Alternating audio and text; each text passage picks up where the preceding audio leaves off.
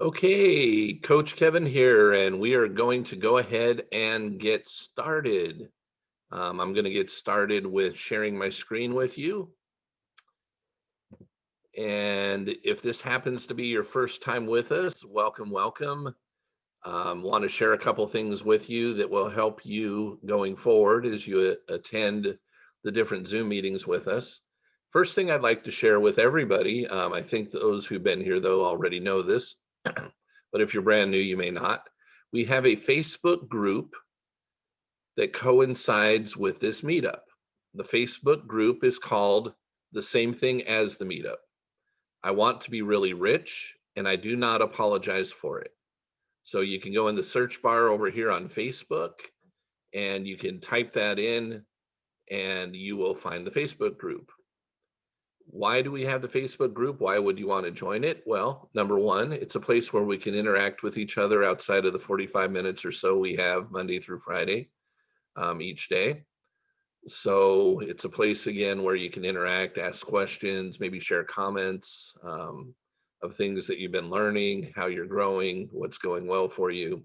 This is a place to go do that.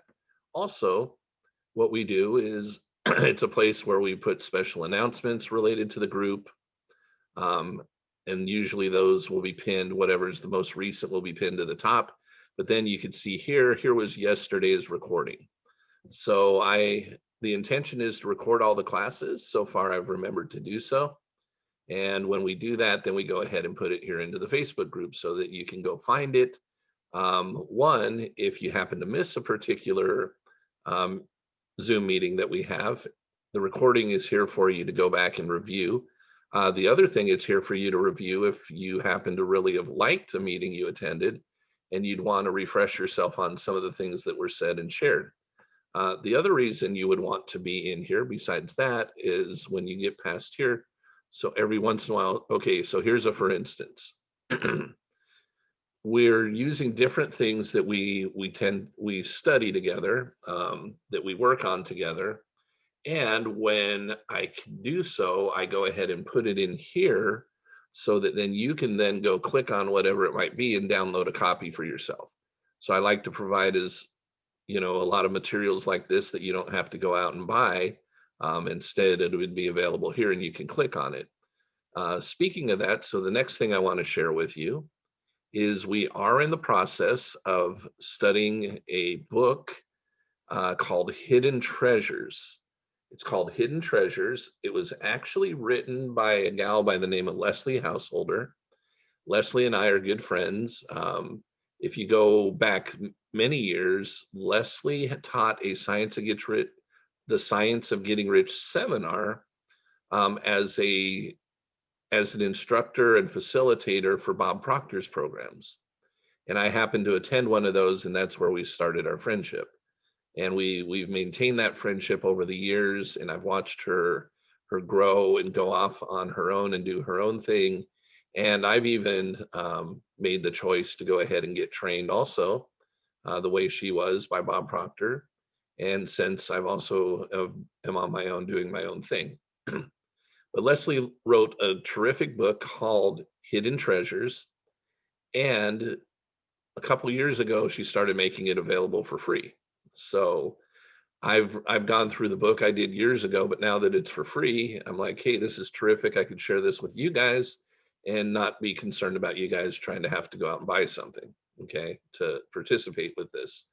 But she goes through the additional laws, not just law of attraction, which, by the way, doesn't even talk specifically in this book about the words law of attraction, because the law of attraction is a secondary law to the law of vibration. Let me just share this with you. There are multiple laws that govern how, that will govern the process of manifesting more money and wealth in your life. A lot of people think it's strictly law of attraction when it comes to universal laws, and that's not exactly true. If it were true, more people would have less challenges manifesting what it is that they want because they would only have to understand the law of attraction. But there are additional laws that govern the universe and how money and riches come to us. And if we're not obedient to all of those laws simultaneously, and we don't even understand that we don't understand, then we break the laws. And when we break the laws, we don't get what we want. Now, yesterday we talked about the laws, actually last couple of days. And when we think of law, we're not talking about the laws that are man-made in the sense of traffic laws, okay, taxes, things like that. Those she refers to as mushy laws. And the problem is when we hear the word law, we don't think of something that is all encompassing. And so we tend to think that laws are something meant to be bent or broken. The challenge is when we try that with universal laws, we bend and break ourselves. Okay. Let's take gravity as just a quick for instance. Whether we agree with the law of gravity or not, if we disobey it, we tend to get hurt. And even a little child who has not come to an understanding of what the law of gravity is, if they disobey it by climbing up onto the counter as a little child and then crawling off and bonking their head, just because they didn't know any better doesn't mean they don't suffer the consequence of breaking the law. And what's going on with most people in the world when it comes to manifesting more money and wealth in their life is they're breaking a whole set of laws. They might be obeying a little bit of one here and a little bit of one there, but because they're totally unaware of how it works, they're not obeying them in tandem and they're not receiving the benefit, which could be a much easier time manifesting money and wealth in your life. So she's written a terrific book about this. We are going to, and I wanted to show you the URL here where you could go look up her website is Hidden Treasure Book to get this book. So if you go to hiddentreasurebook.com, scroll down just a little bit and you could see that there's a place to go ahead and download the book. And just like any other website, you're probably going to need to give her your name and email address, but then, hey, she's actually someone really cool to follow if you want to. But also that'll give you access to the copy of the book that we're going through right now. Hence, I want to show you that because this is it right here. I did exactly what I said. I mean, I've had a copy of the book before and have it on Kindle, but because there's a free copy, I went ahead and downloaded that one so that you can follow along with me and we can all be on the same page of the same book if you want to, which we're going to be today starting on page 19. The other thing I can tell you is if you don't go download the book, not the end of the world, because I'm going to share this part on my screen so you'll be able to see it and follow along. But I still recommend that you go do it, or at least go back into the Facebook group, join us, and go over the last couple of days, because we've been in this book for 2 days now. Today's day number 3. So I'm going to be doing some reading. We're going to kind of take this, read it, kind of take it apart. I'll add commentary where I think it'll be helpful to you. And we'll go from there. Now, as far as you guys asking questions or making comments, if you go into chat and whatnot, I'm not going to be paying attention to it during the time that we're reading this.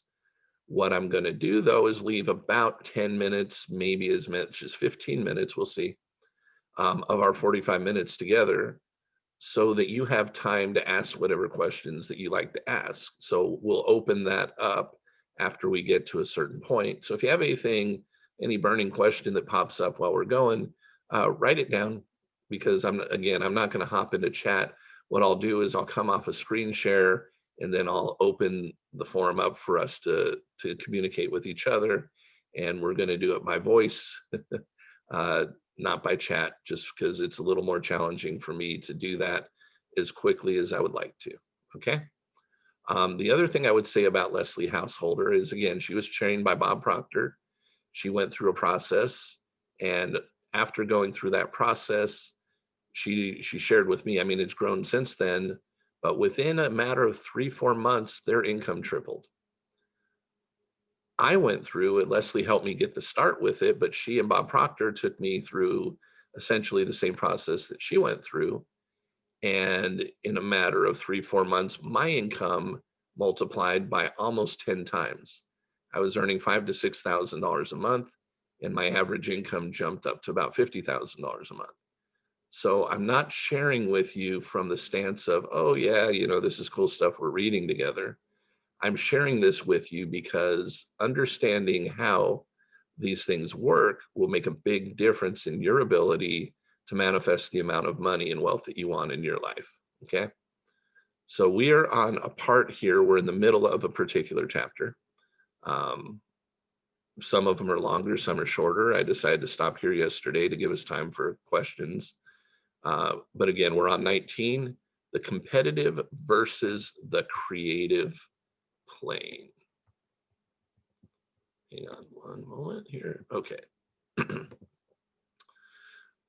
Whenever riches are obtained in an unlawful manner, specifically in violation of natural laws, okay, so read this. It is possible, it is actually possible to disobey the laws and obtain riches in an unlawful manner, but there's a problem with that, and there's something that will happen as a consequence. So that's what Leslie's talking about here. Whenever riches are obtained in an unlawful manner, specifically in violation of natural laws, the prosperity is temporary. For example, many get rich on a competitive plane. Let me explain. Picture a pie with one piece, which belongs to you. If your piece of the pie represents the prosperity or wealth you enjoy, then to get more, someone must get less. And there's a couple pictures down below. Let me scroll it if it's easy to get to, where she's showing this off. Okay, this is how it works on a competitive plane, right? If there's your piece, for yours to get bigger, so you look over at figure number 2, if yours gets bigger, what does that do to the rest of the pie for everybody else? Theirs gets smaller, okay? That's the competitive way of doing things. On the other hand, you will see that to obtain wealth on a creative plane, you're adding some pie to the outer rim of your piece, increasing the diameter of the pie.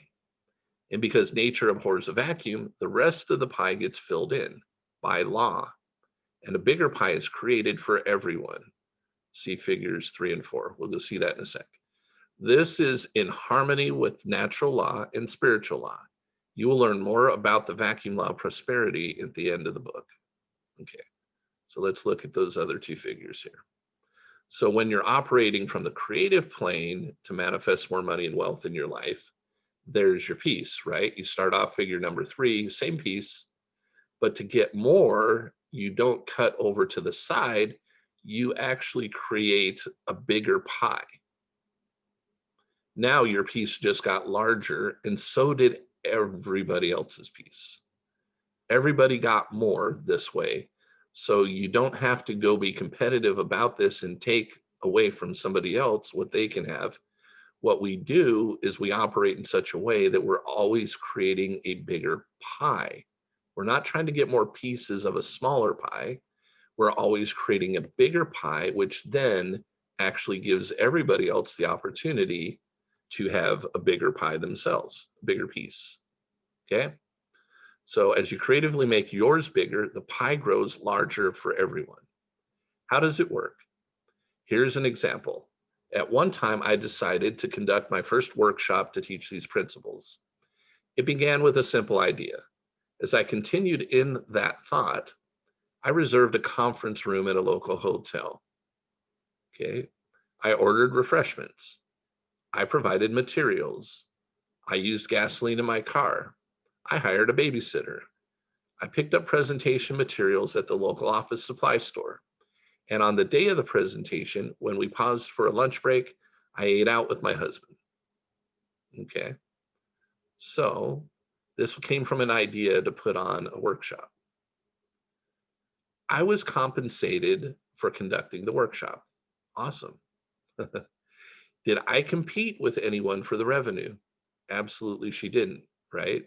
She created something brand new. She wasn't competing with anybody for this. There might be other people that taught or teach similar things, but this was her own audience, okay? She didn't compete for this. Did I compete with anyone else for the revenue? Nope. Did I increase the size of the pie for everyone else? Yes. She says, well, let's see.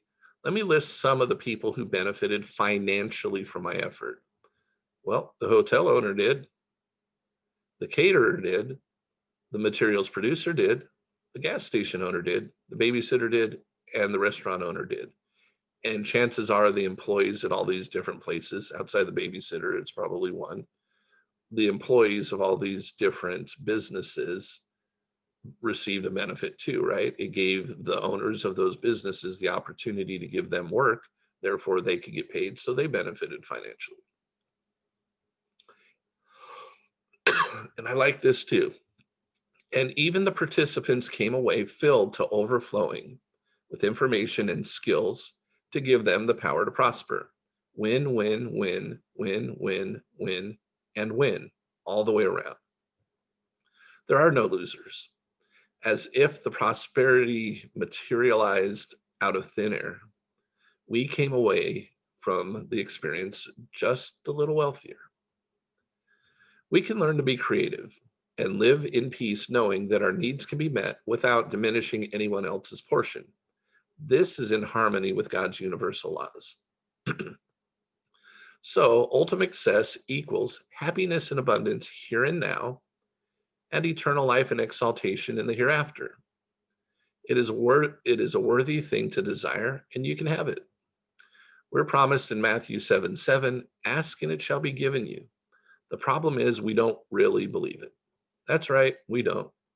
How often do you kneel in prayer, petitioning the Lord for a certain thing, knowing he's going to give it to you just because you asked? Interesting question, right? I don't think that we believe that it's going to happen many times just because we asked. And that's one of the challenges. Why is it so hard to believe? Because we don't know that there are absolute laws which we can depend on. If you lack faith in God, then you can trust the laws, and your faith in God will be strengthened. Isn't that wonderful? If your faith in God is already immovable, then gaining an understanding of the laws will come easy. If you're accustomed to trusting his laws, then more laws will not seem restrictive, but actually liberating. How could that be? Think of the laws like a kite string. It is the string that enables the kite to soar. If you didn't have a string on the kite, it wouldn't fly, right? Even though it seems that the string is preventing the kite from reaching greater freedoms, without the string, the kite will fall to the ground. So celebrate that we are given laws. Be grateful that he wants to enlighten our minds to understand them. Law, not confusion, is the dominating principle in the universe. This being so, man has but to right himself to find that the universe is right. In other words, the man just needs to obey the law.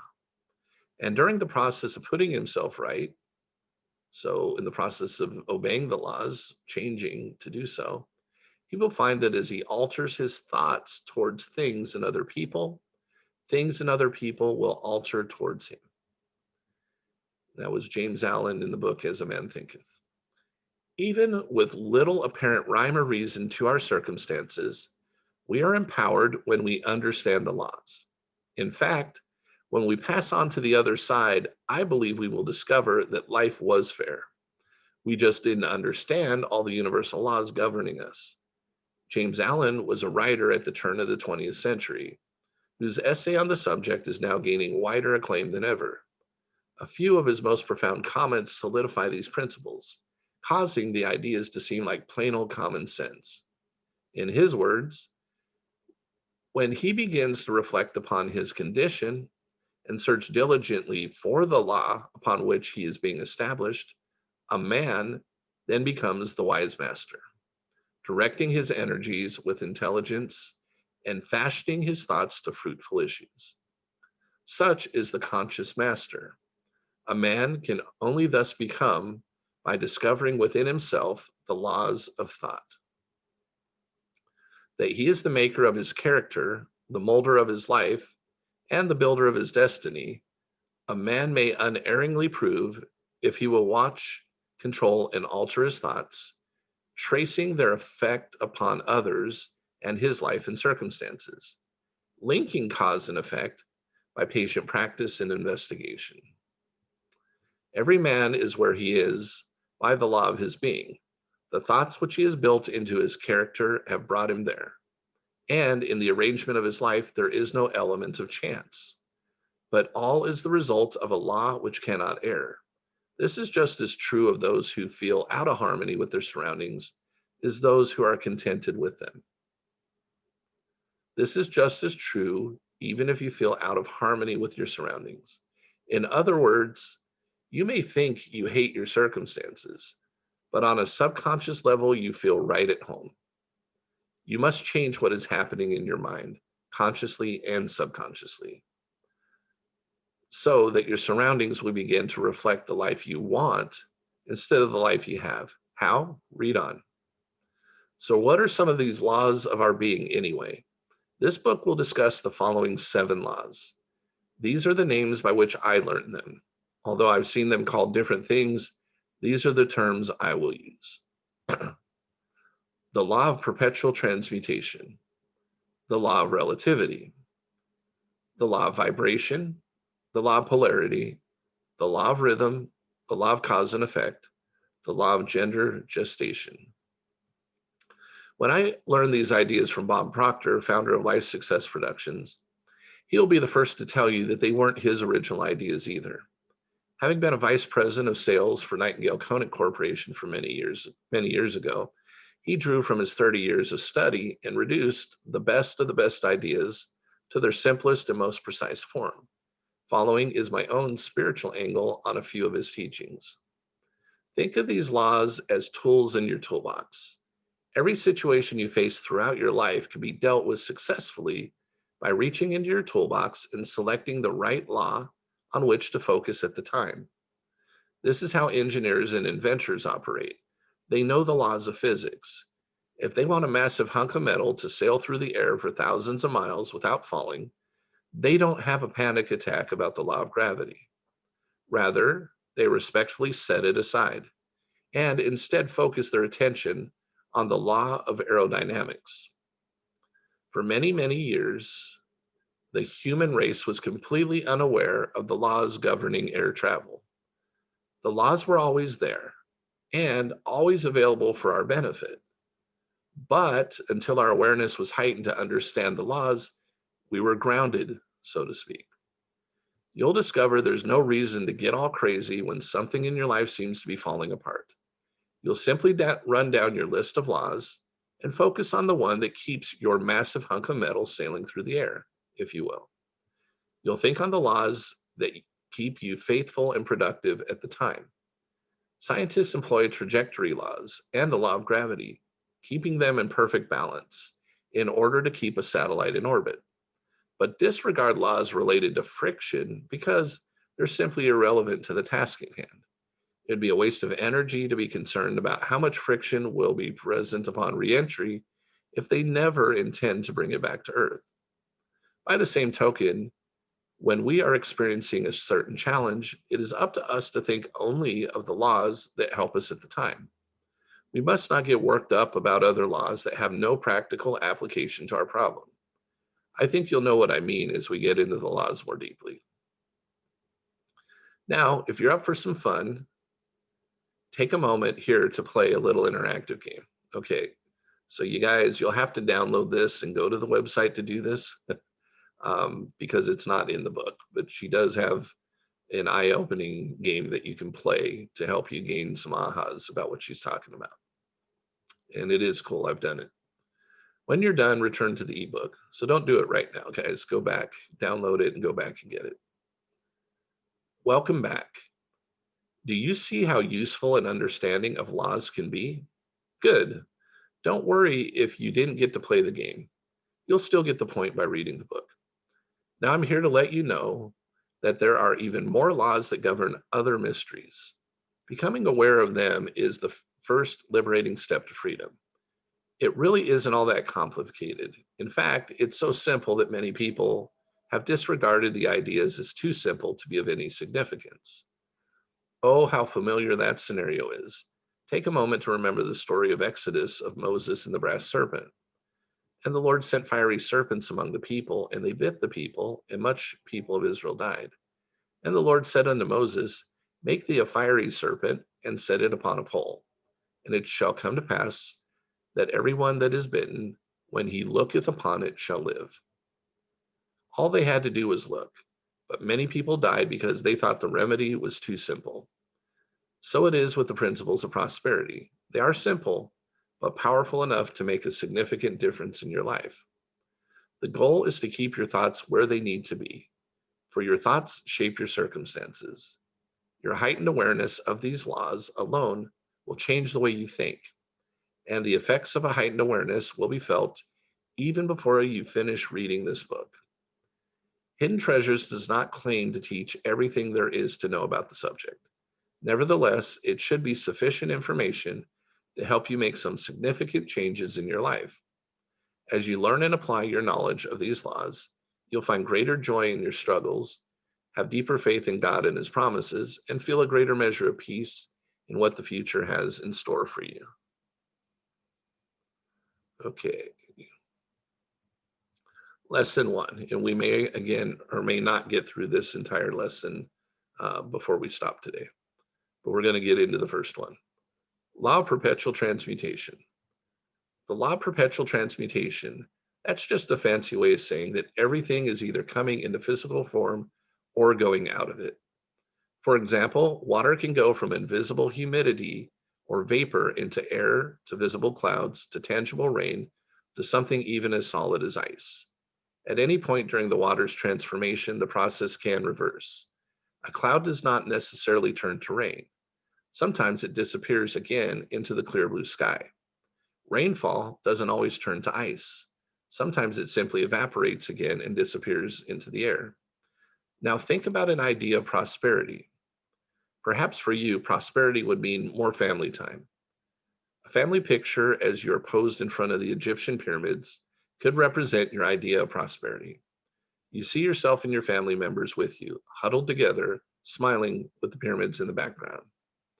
Now put yourself in the picture and see the photographer taking it. You feel the sun beating down on you and the dust blowing in the mild, whistling breeze. There is laughter from your child or grandchild. You hear the photographer tell your group to hold still and say mummy. And then you can picture the group disassembling and walking back to the tour bus. Or camel, are you thirsty? What would you like? The situation may be compared to changing forms of water. The situation has not manifested itself in the physical world yet, just as vapor is not yet rain. But for a moment, the circumstances required to make the situation a reality were actually beginning to gather, as a cloud gathers in the sky. If you were to hold on to that idea and pursue the goal with firm determination and not throw it out with disbelief and apathy, then eventually it would happen in real life. Belief keeps the idea cloud gathering until it is so heavy that the rain must begin to fall. You guys need to remember this, definitely, okay? You're creating an idea. She just shared with you essentially how to do it. You have to use your imagination and create feeling around it, okay? And then stay focused on it. Belief keeps the idea cloud gathering. So think of that when you're wondering about your manifestation of what you want. Think of continuing to focus on it in a positive way as making the storm cloud bigger, okay, so it can rain. Belief keeps the idea cloud gathering until it is so heavy that the rain must begin to fall. The circumstances you need begin to present themselves. Just like water that can change from an invisible to visible state, so can the Egyptian vacation idea transmute itself into reality. However, disbelief and apathy will, by law, cause the cloud of your idea to dissipate back into the clear blue sky. So here's a picture here. In this illustration, we see that water takes many forms on its way from being invisible to solid. The process can reverse at any point along the way. So it starts out as vapor, becomes a cloud, becomes rain, rainwater. Then if it's cold enough, it becomes ice. But in ice, I would say, is the manifestation of what it is that you want. But if you have apathy, doubts, worries, and everything, you could have been very close to ice. when you gave up. Maybe you were only here when you gave up. Most people give up right about here. They'll give up here, or they'll give up here before they see any rain. That doesn't mean it's not forming. It just means you haven't seen the physical manifestation yet. But if you keep on doing the right way and following the law, it will rain.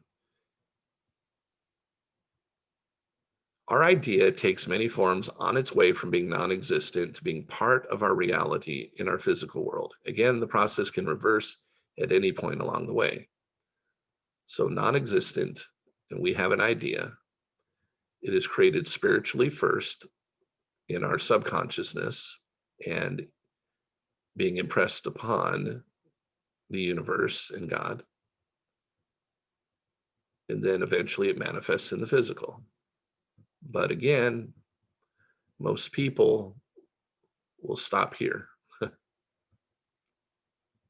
unless they understand. The sad part is many people stop here too, and you were just so close to that. And you didn't even know it. From our perspective, figures 5 and 6 are an illustration of the process through which the things and circumstances we desire come to us. The photograph in front of the pyramids may not be in your scrapbook right now, but at the very least, it has moved from being non-existent to being an idea. That's a start. The law of transmutation states that everything, every object, every circumstance, etc., is constantly developing into form or dissipating out of form. When you decide to discard an idea, it ceases to develop and begins to dissipate. Brigham Young, the president of the Church of Jesus Christ of Latter-day Saints back in the middle 1800s, spoke about what he believed it would be like when we join the spirit world. In doing so, he revealed a powerful truth that puts these ideas into perspective.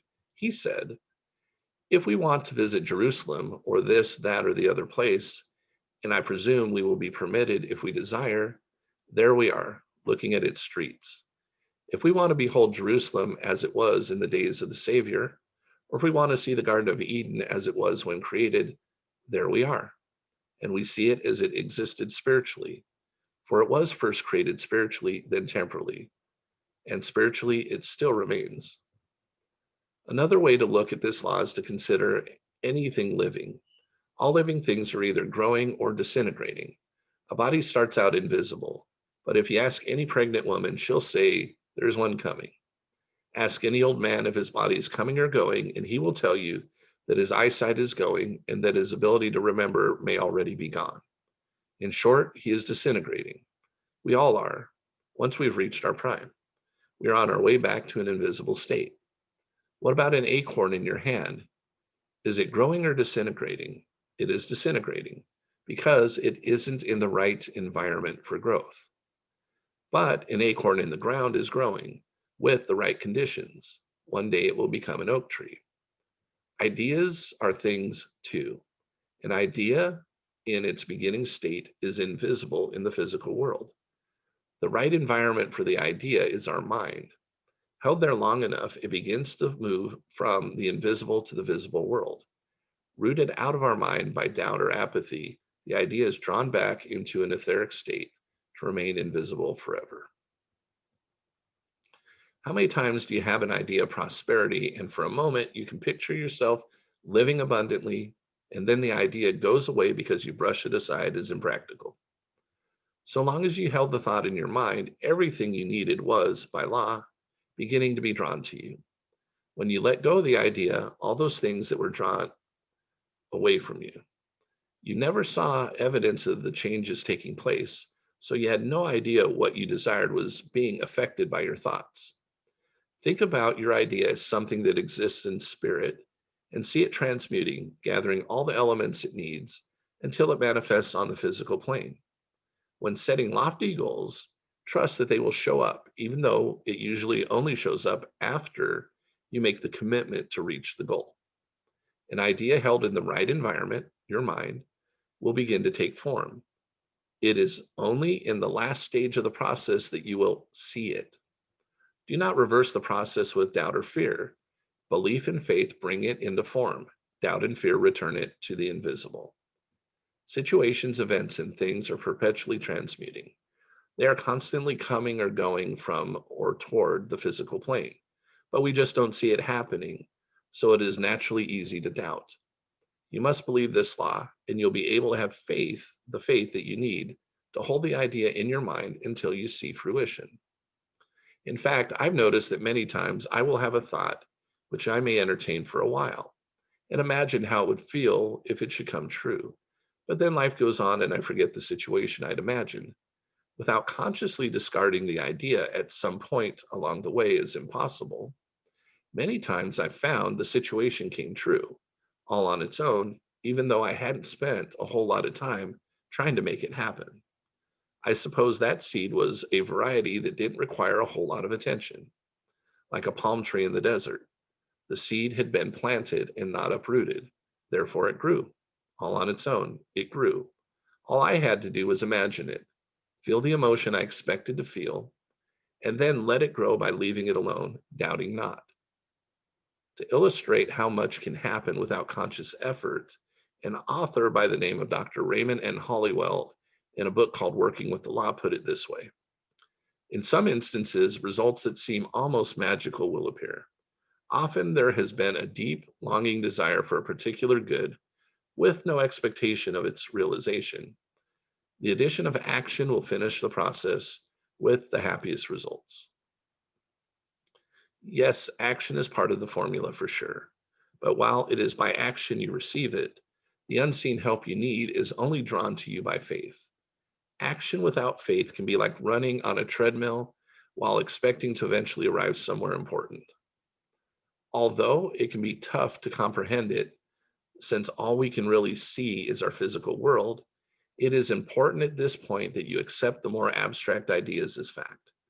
Just as we cannot see the vibrating molecules in a rock, we have learned to accept the fact that there are molecules and that they do vibrate. So trust me on this one. And from here, we'll be able to build some very powerful ideas to explain the mystery behind prosperity. Good thoughts and actions can never produce bad results. Bad thoughts and actions can never produce good results. Men imagine that thought can be kept secret, but it cannot.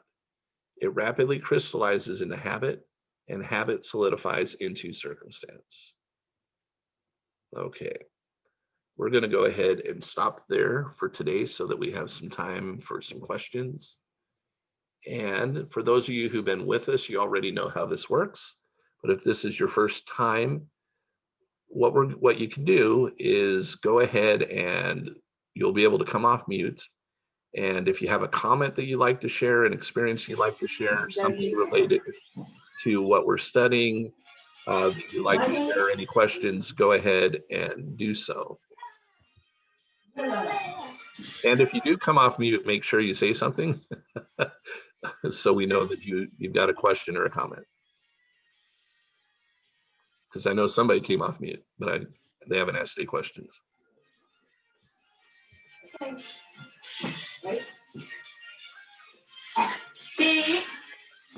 Hi, Kevin. I'll ask the question. Okay. I actually like the part where we had to see the photographer in our mind and have him ask us to hold still. As you were reading that, and you mentioned that that's a very important key to do, I literally saw to my right of me one of the desires that I had written in one of my journals. And I feel as though if we continue to do that, like how often should we do that? Because it didn't feel forced. And that's the beauty I liked. It just felt like, wow, that's natural. That's really how I wanted to see my life. And maybe what I'm seeing right now outside of that is not real. There you go. There you go. You just said, okay, so you just said something really key right there. Okay. And so this particular thing, whatever this thought was that you had, this thing that you want that feels good right now, since you didn't really get a pushback against it, number one, terrific. Okay. Because it means your subconscious mind is not fighting on you against that idea. It'll fight against others that have an opposite program to what you're trying to do. But whatever that is, here's what I would tell you then. accept it, enjoy it, Mhm. and do it as often as you can. At least before you go to bed at night, the last five, Mhm. 10 minutes of your day, go do that again. And the first 5, 10 minutes when you wake up in the morning, go do it again. If you've got Mm. some time in the middle of the day where you're uninterrupted and you can go there, go there. Just go have Mm. fun with it and don't focus at all on how to do it. Don't Okay. focus on how. What's going to happen is you continue to do this, you're going to feel better and better and better and better. And like you said, ultimately for all of you guys, then eventually it's going to feel like that part is real, and whatever it Mhm. currently is right now, that doesn't even feel real to me anymore. Like Yeah. that thought and feeling and idea feels way more real than the life that pops up when I come out of it, right? That means you successfully planted it into your subconscious mind. And so now, yes, you have. So now what you're going to do though is you're Mhm. going to continue to think of it as a plant, and that you want to give it water and sunlight. Think of the subconscious mind, the universe, God is the dirt, but Mhm. you're going to supply some of the sunlight and the water. Okay. You're not going to force anything though. Okay, you're Mhm. just going to add to it as long as it feels good and not forced. Okay. Thank Cool. you very Yeah, much. yeah, you're welcome. Um, all right. Anybody else with a question or comment? I have a question. Uh-huh. Um, so I'm a realtor and I'm trying to sell a house that's $1.7 million. And Awesome. I have had it listed for sale for about 9 months. And Okay. the sellers are getting impatient and saying, you need to get this done. So I've been trying to visualize the process of like me taking them through, them loving the house, writing the contract, going to the closing table and everything. And last night I got the impression that I should imagine what I would do with the money that I got from the sale, Yes. Yeah. right? Okay. Uh-huh. Uh-huh. So I know where you're headed with this. Okay. Yes, here's why you should do that. And it's not the money every time. Okay. As a realtor, that's not going to be what's going to work. Like, oh, that Right. works. So that next time it's going to be that next time. Hmm. What we make a mistake of doing when we try and visualize is we try and visualize ourselves taking actions Right. to accomplish something. That's where we kind of make a little bit of a mistake. God in the universe will provide the channel through which you will get done what you need to get done for you to get what you want. Ultimately, I mean, yes, you're serving these people. Okay. I'm not, and I imagine you're a phenomenal realtor. Okay. So I'm not putting any questions about that. Part of your reason for being a realtor though is you like getting paid too. Okay. That's all right. I mean, that's totally fine.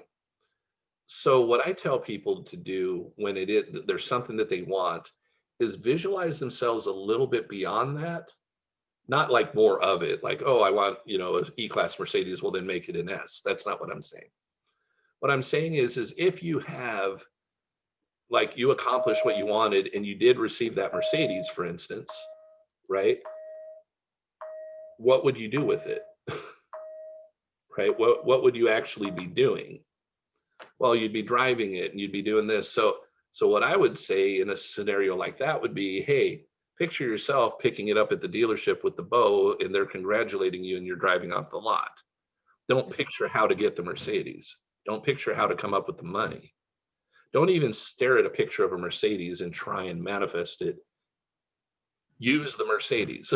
Okay. Do what you would do. Create a celebratory way. So, in your mind, what I would do, and I wouldn't worry too much about the owners. I mean, I know they're going to, right? But for the moment, if you want to do what's best for you to make this actually happen, and even to have them calm down and maybe cooperate with you and to attract the right people to come buy the home and move into it, make a decision of what you're going to do when you sell that home and receive the check to celebrate, and live the celebration and make that real. Okay. Live the celebration and make that real for you. That, and get away from the how. You've got, don't stop doing what you do as a realtor that you would normally do. You might want to take a day back from doing that and actually spend it purposely in just enjoying yourself and celebrating. And if there was something you were going to go buy yourself and you don't have it already, go look at that thing, go touch it, feel it, put it on, drive, whatever it is you were going to do with the money, right? but create something where the owners, you see the owners smiling because somehow it actually turned out to be a little better than they expected. In other words, they're smiling, everybody, picture everybody in that process, congratulatory. But I would probably go the step that you could stop there, but I would go the step further. And what I would actually visualize is it's all done. Like they've got the key, they've got the money in their account, you've got the money in your account, and you're about to go buy, or picture yourself using the thing you bought with the money. Okay. That's what I would do. I wondered if the other person's destiny, like maybe they're not supposed to sell or something like that, if that could affect my purpose. No. Well, so here's the other thing. It is desire though, you know. Yeah. Here's the other thing. Then I could take this even further, right? The other thing is this: if you ultimately just want your life to go as smoothly as possible and attract the people that, not saying you'll never have a speed bump along the way, because we all have subconscious programming that's going to create those bumps for now until we make some changes. Then you just go decide what it is that you want, and you don't necessarily make real estate the only channel in your mind available to you to receive what you want. Okay. I don't know if this is your first time on with me, but I've received things like flights on a private plane. I was given a six-figure car that I didn't buy from somebody, Right. even though I could have bought the car at the time. The different things have happened because I didn't try and force it through the channel of what my profession was. Right. Right. Okay, I got to increase my income, or I got to do this, that, or the other if I want this. I just leave it open. And sometimes all I have to do is reach out and pull it, and I've got it. Sometimes it's like open your hand and it's dropped in there. And sometimes it's going to come through whatever my profession is. But if I think all the money and good in my life is going to come through strictly my profession, I'm not allowing God in the universe additional channels to give it to me, where I'm just going to go have fun doing what I do. And if it comes through this way, awesome. That's kind of what normally it will be, because that's where I make money and that's what I do. But if it comes from here, and maybe I have to do something, but it's not something that's going to totally take me off of this. I just need to go do something for a moment, and it's fun and exciting and it's beneficial to me and whoever else, then I'll go do that thing. And sometimes it's just somebody going, hey, I mean, literally it was a business partner with the car, who didn't even know that I had put it out there a long time ago that this kind of car would be cool to have. He knew nothing about it. He went out and bought the car. I still didn't tell him about it. He drove it for 3 or 4 months. He said, you know what? I don't know why, but this car doesn't feel like it's mine. It actually feels like it's yours. Do you want it? Wow. And But I like, it was a $130,000 BMW. yeah, I like the idea that I've been trying to visualize the process of getting this done, but I need to visualize past that to the end results. Yes. Great. Thank you. You got it. All right. Okay. That time, our time is up. I'll stick around for about 5 more minutes though, if you like me to. If you need to go though, just wanted to let you know from your time that we're about 5 minutes over. I don't want you to think I hold anyone hostage. Okay. And the recording will be there for you to go review later if you want to. So any other questions or comments? Hey, Kevin, I wanted to put together some kind of vision board. Okay. Do you recommend that? And like, I've put together vision boards before, but I had, I think I had too much stuff on there. So it's hard to just like, visualize one thing or another. Do you have any recommendations on putting those together, or what's your process in getting that? Okay, I wouldn't call it for me exactly a board, but that's okay. Different people do different things. That's okay. Here's the concept. Here's what I recommend everybody go do first. So I want you to kind of do what you talked about, the kind of everything thing. And then you're going to go through an exercise to narrow it down. Okay. Mm-hmm. So the everything thing is, first, I want you to go find a video on YouTube by Steve Harvey and type into 300 list. That's not exactly what the video is called, but that's what I usually type in when I want to find that video. I'd go do it right now and search for it and put it into chat, but I want to keep going with talking instead of looking for it. Mm-hmm. So Harvey 300 list, watch that video. I want to say it's 6 to 8 minutes long. And he talks about making this big list of things that you want. So first thing I would do is go do that.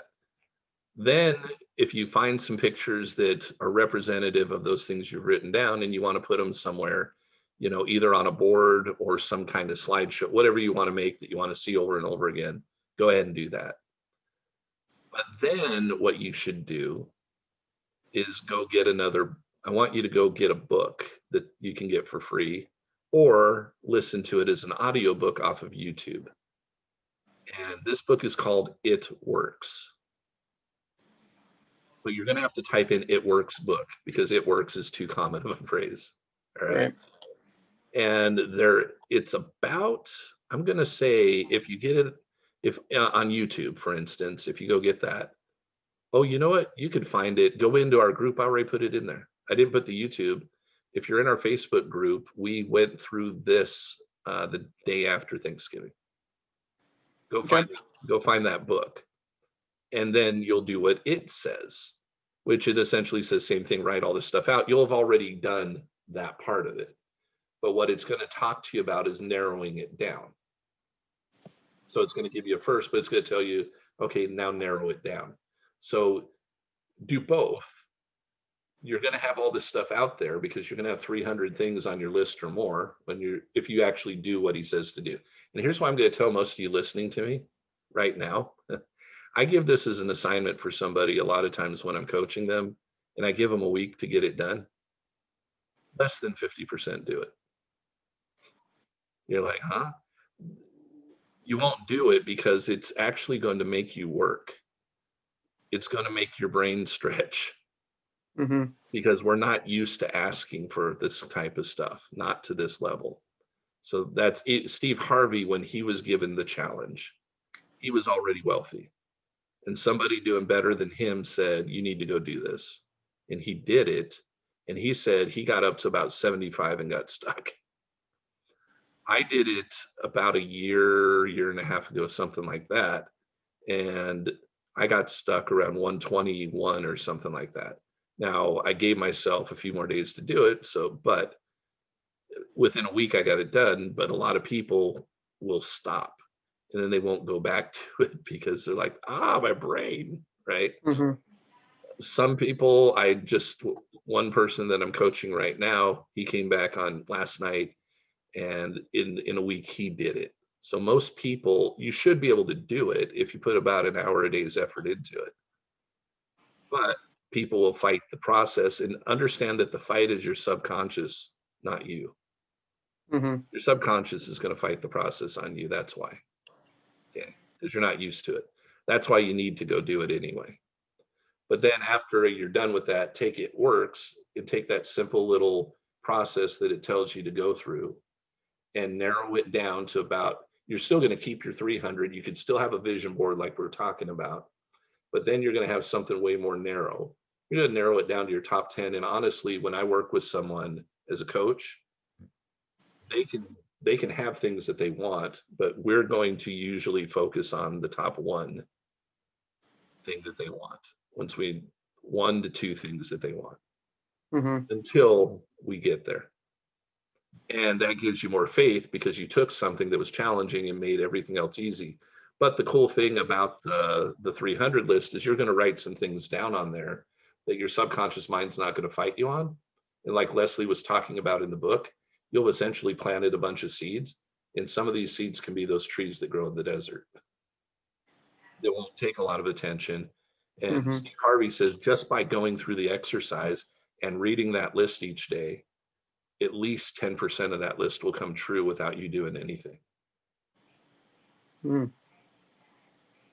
That's actually how I got the car and the airplane, the ride on the private plane. They weren't things that I was heavily focused on, but they still showed up. Right. Okay, cool. So for 1 week, read the book, watch the video, and create the 300 list. And I would say set the goal to do that in 5 days, and then set the goal for the next 2 days to do the It Works part.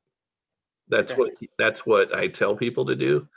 And about 50% of them, when I give them that assignment, do it. So let's get up there. It's not my fault. All right. Well, I'll get it done. All right. Cool. Thank you. You're welcome. All right, gang. I actually have a coaching session with one of my one-on-one clients in about 3 minutes. So I'm going to let you guys go for today. And I will see you Monday through Friday, hopefully. And the days you don't make it, go back and watch the recordings. All right. Okay, everyone. You have an amazing day. Bye, Kevin. Thank you. Bye-bye. Thanks, You're Kevin. welcome.